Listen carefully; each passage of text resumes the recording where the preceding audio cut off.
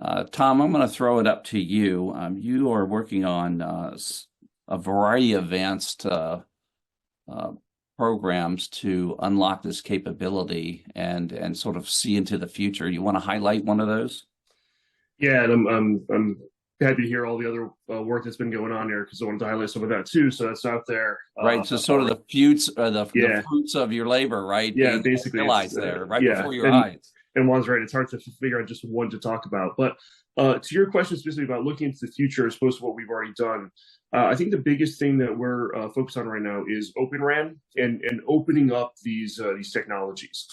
So we've been so the RAN is the radio access network, and for those not familiar, this is one of the biggest cost drivers of the deployable networks that we have.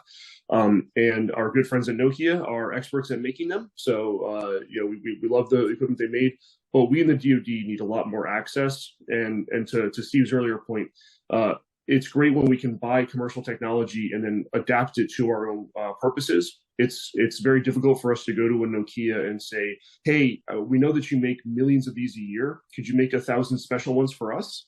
As opposed to being able to tune it ourselves. And opening up these systems allows us more access, more observability. So it's going to increase security. It's going to increase innovation.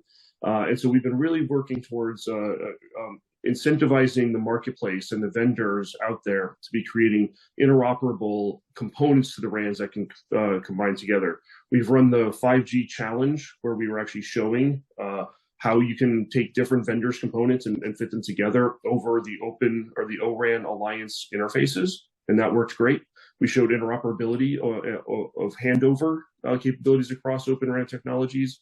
And then we've shown the important RAN intelligent controller, so the RIC, that is the way that we can build applications that control the RAN and control the network through third-party apps running on these Open RAN platforms.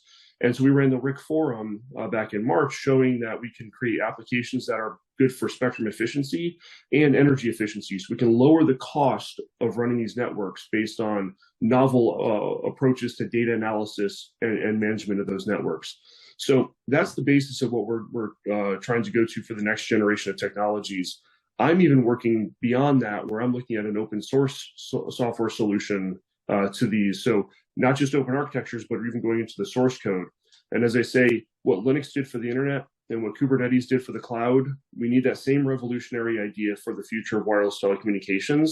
And we want to build that platform that the US and our allies and partners can take advantage of to offload the burden to everyone and then build differentiation on top of it with new applications and an ability to use it, and below it for novel hardware and improved energy efficiency of the systems that we can deploy.